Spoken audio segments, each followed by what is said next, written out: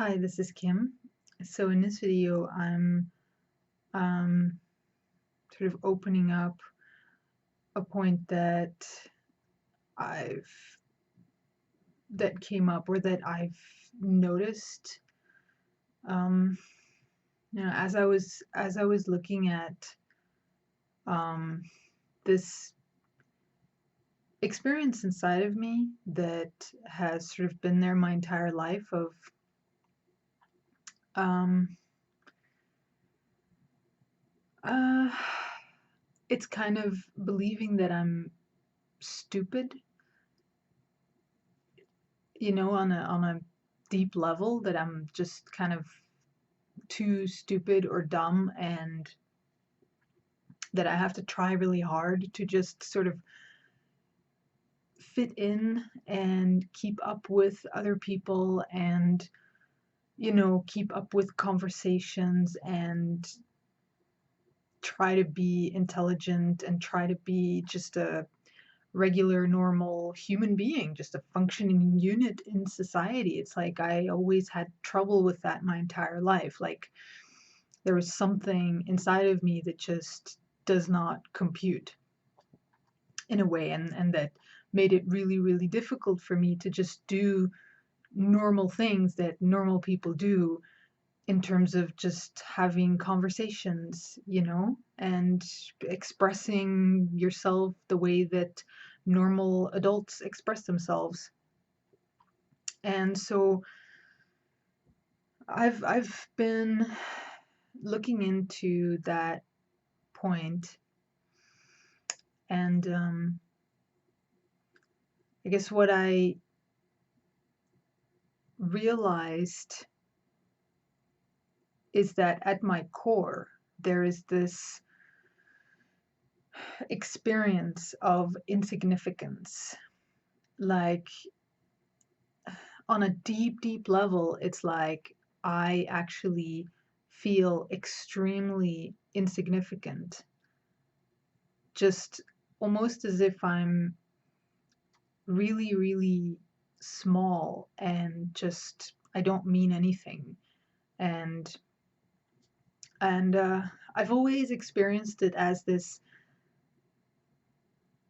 kind of like a mental picture of being a grain of sand in an ocean of, well, sand, or being a tiny little bead, so super tiny that it would disappear um, into nothingness. That it's just so tiny compared to the vastness of everything around it, that it's like there's like this insignificance to it that is overwhelming.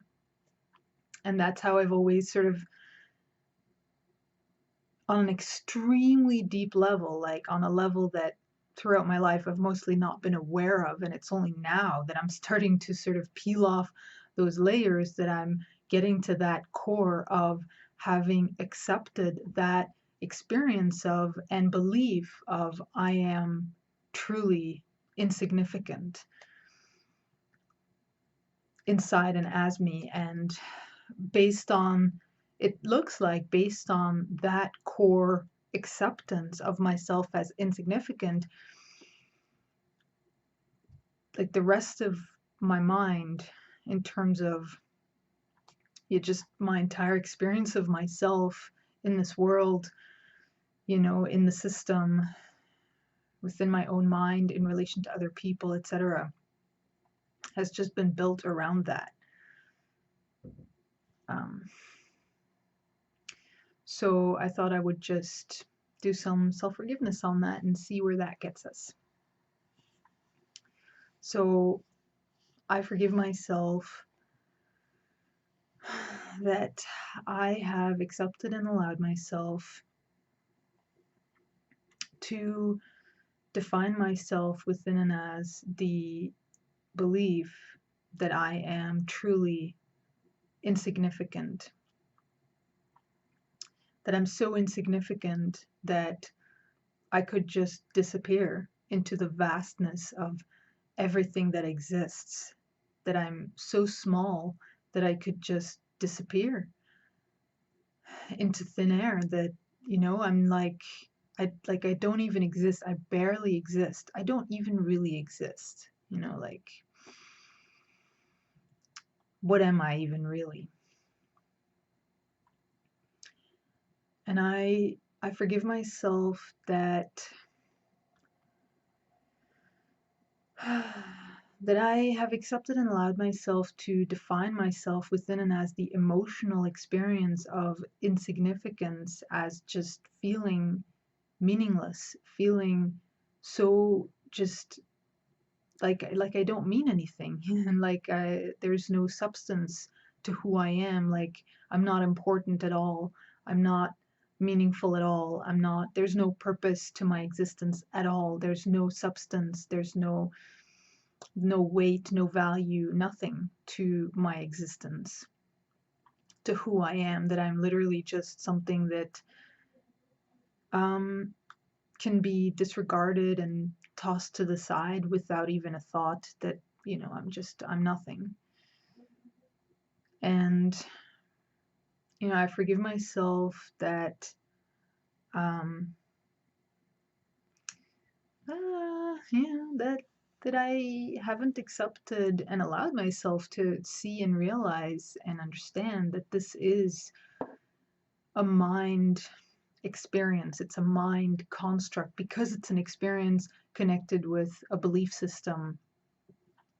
I mean, it's a trap. It's like a prison that I'm in within my own mind, or within the mind.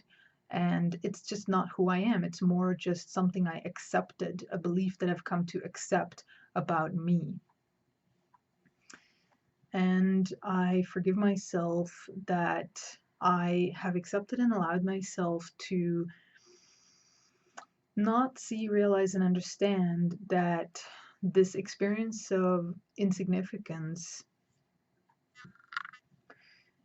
is actually in relation to the mind. It's in relation to everything that exists, basically, in this world, in the mind. You know, all the, just, you know, the vastness of it, the vastness of all the systems and the constructs and the institutions and the people and the minds and the thoughts, feelings, and emotions, and all the constructs, like, and then the heaven existence and the earth plane existence and all the dimensions and all the stuff existent within and as just the mind. It's just so much, you know, all the pictures and the millions and billions and gazillions of just dimensions of fractions and refractions of just thoughts and all of it.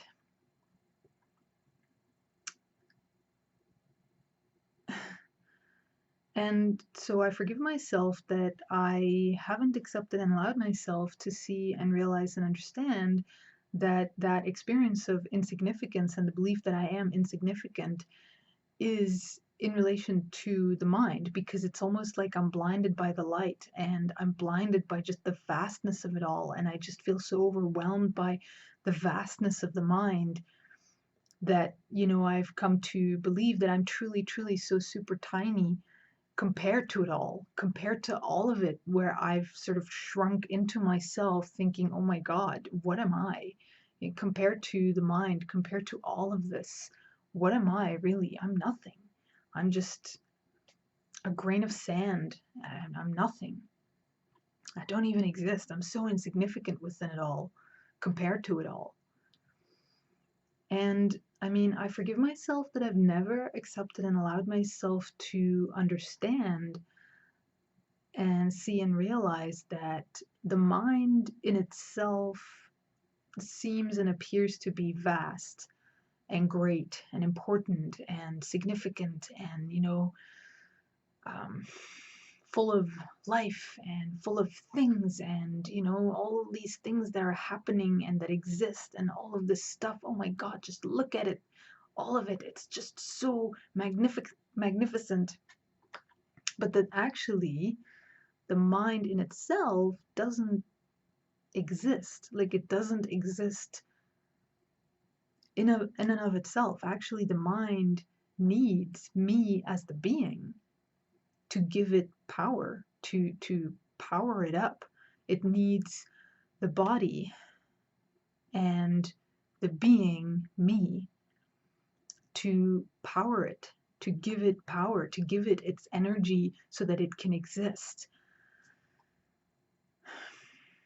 And so I forgive myself that I've never accepted and allowed myself to see and realize and understand that obviously that's why the mind would need me to feel insignificant as a being and to believe that I am insignificant as who I am as a being, so that I would give my power away to the mind, so that I would accept the mind as greater than myself, and so that I would accept myself as just a generator of energy, so that I would accept that relationship of the mind and the being, where the being as me just gets completely used and basically sucked dry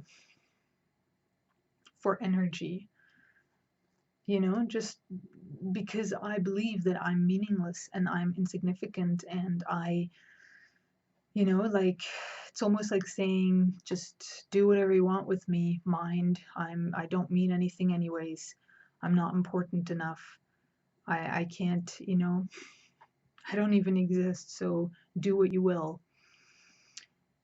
And I mean, I forgive myself that, wow, that um hmm,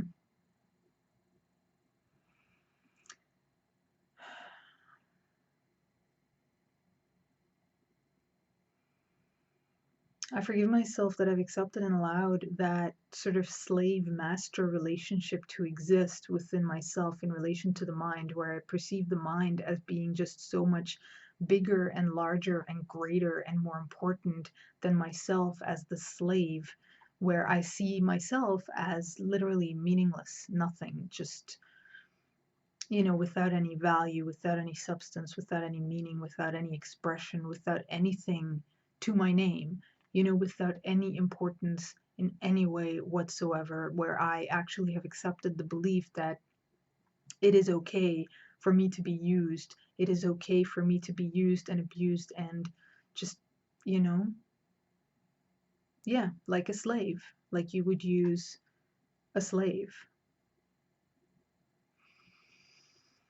And so I I forgive myself that I've accepted and allowed myself to define myself as a slave and to have existed as a slave to the mind, to energy, to the mind, and to whatever it is that the mind wants from me or needs from me. And that I've therein never realized that the mind, actually needs me to exist. It needs me to give it power, just like a master would need its slave to do all the labor, to give him and bring him food, to produce the food on the field, to do the hard labor, to take care of the house, to basically take care of everything, while the master reaps all the benefits. And meanwhile, and believing that the slave is insignificant, the slave also believing that it is insignificant. Meanwhile, the slave is literally doing everything. The slave is literally giving the substance to everything, creating substance. The slave is of substance. It just doesn't realize it because it has accepted itself as a slave, as just a slave, meaningless, unimportant, not even considering that it might have the ability even to stand up, that it has the ability to unchain itself and free itself, that it has the ability, that it is so much more than just a slave.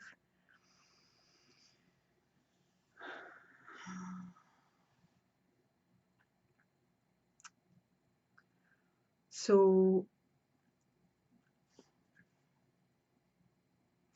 yeah, I mean, I forgive myself that I've never accepted and allowed myself to literally like give myself the time of day, to give me as a being, as who I am as a being, ever the time of day, to ever consider me as a being, to ever really think of me as a being, to ever consider that maybe I'm not insignificant, maybe I'm not unimportant, maybe I'm not just a slave, maybe I'm not meaningless and without purpose. You know, maybe I'm so much more, I just haven't realized it yet.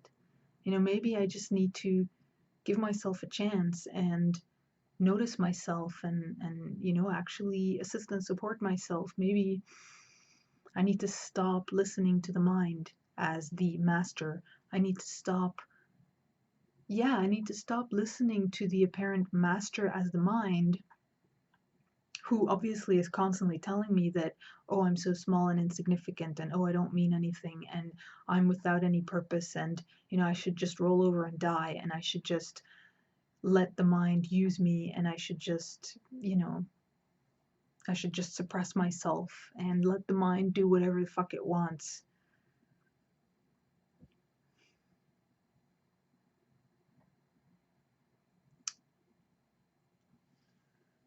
Well, I guess I'll just leave it here. I feel like it's gonna be a long session of self forgiveness with this one. So I'm just gonna end the video here. Thanks for watching.